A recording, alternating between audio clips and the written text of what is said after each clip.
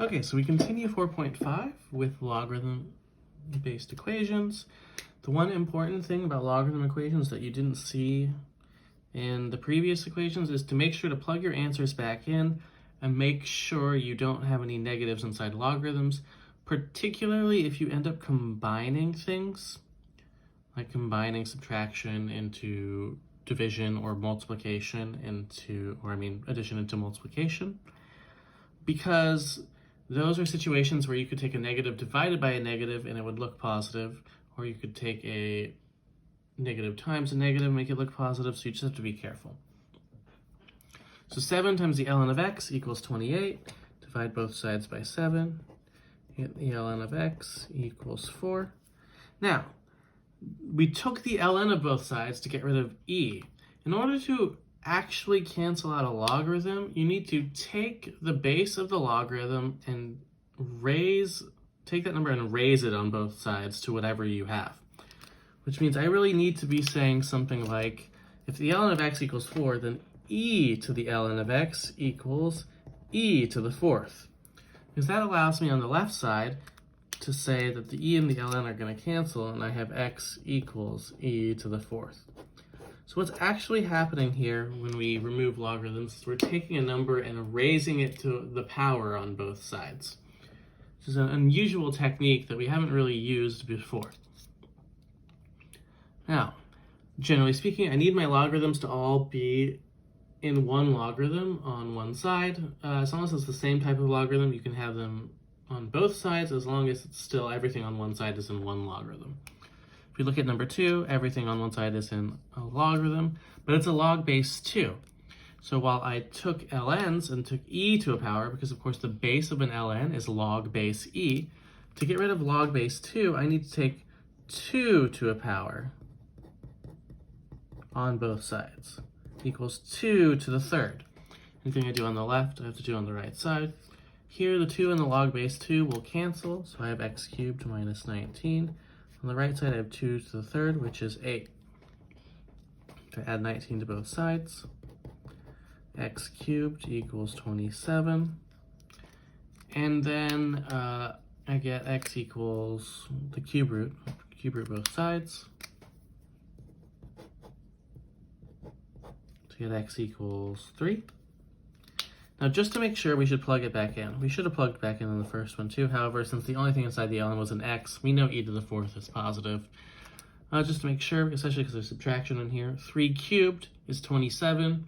27 minus 19 is 8, which is positive. So I'm putting a positive number inside the logarithm, so this answer is fine. Now we've got the ln, or the log of x plus 6 minus the log of x plus 2 equals the log of x.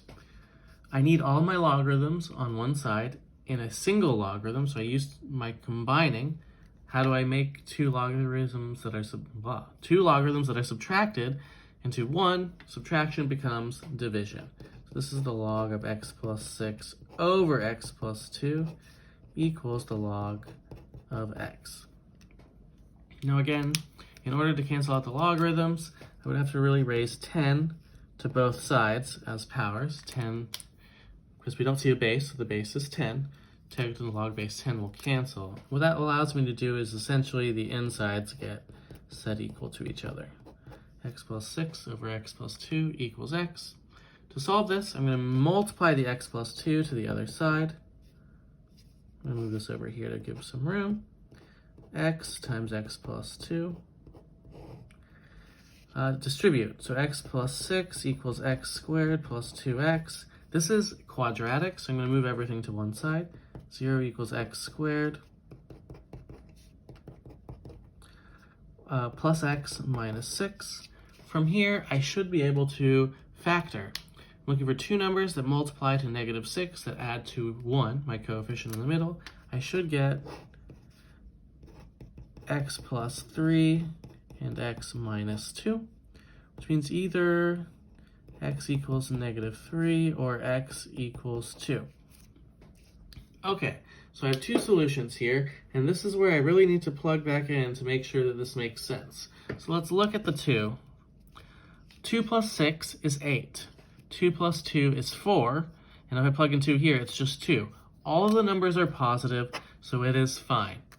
When I plug in the -3, -3 plus 6 is 3, so that one's fine.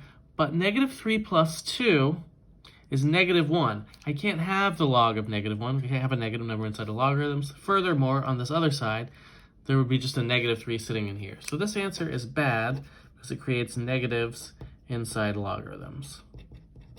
So my only actual answer here is x equals 2.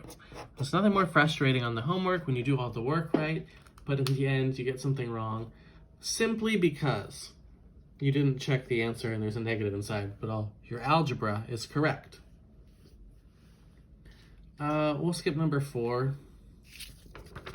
Now, one thing to note on number 5 is there's a difference here. We combined on number 3, which means we have to go back to the original. If one of these ends up negative and the other of these ends up negative, since they're multiplied together from the original point in the problem, then it's not a problem to have a negative there. It's only a problem if the negatives are split up and we combine them ourselves. Now, one thing that can happen, and we'll do number 6 for a reason to see this, is, of course, not everything in the world is factorable. So let's see what happens in that case. Log of 3x plus 2 plus log of x minus 1 equals 1. When we have 3x plus 2 and log of 1, remember addition inside a logarithm becomes multiplication. I'm going to go ahead and multiply these out. This is 3x squared minus 3x plus 2x, that's minus x minus 2. Now, in order to get this logarithm, or get the number outside the logarithm, of course, this is a base 10 logarithm, so I have to take 10 and raise it to a power on both sides, even the number. So you hope this is 10 to a small power, because of course 10 can get very big. So this is actually just 3x squared minus x minus 2 equals 10 to the first, which is 10. Again, this is quadratic, so I'll move everything to one side. 3x squared minus x, by subtracting 10, we get minus 12 equals 0. Now, if I'm trying to factor this, I'm really looking for factors of 3 times negative 12, which is negative 36, that add to negative 1. Now, if I lift out all my factors of 36, 1 and 36, 2 and 18, 3 and 12, 4 and 9, 6 and 6, which pair, with one of them being negative, could add to negative 1? Well, none of them, because this isn't factorable. So what do I have to do in order to solve this? Well, we have other techniques from chapter 1 to help us find solutions if we can't factor. One being the quadratic formula. Negative b plus or minus the square root of b squared minus 4ac all over 2a. We can use that, but how we deal with this afterwards is going to be a little different. So let's take our values and put them in. X equals negative 1, so 1 plus or minus the square root of negative 1 squared minus 4 times 3 times negative 12 all over 2 times 3. This is 1.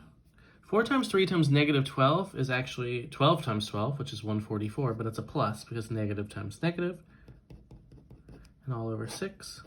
So x equals the 1 plus or minus the square root of 145 all over 6. Now, those are our answers. I can't simplify from there, but the question is, how do I check if these work? Well, we know the square root of 145 is near 12.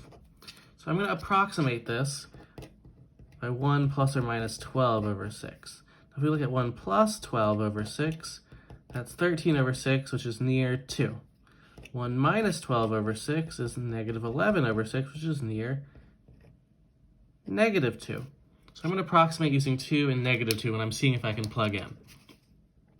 3 times 2 is 6 plus 2, 8. It's fine. 2 minus 1 is 1. Fine. So the 2 answer is fine. Negative 2. 3 times negative 2 is negative 6 plus 2 is negative 4. So I know this one doesn't work, which means it's the 1 minus 1 when I'm going backwards that doesn't work. So my only actual answer is the 1 plus the square root of 145 over 6, as we had to throw the 1 minus square root of 145 over 6 out. And we'll continue in the next video.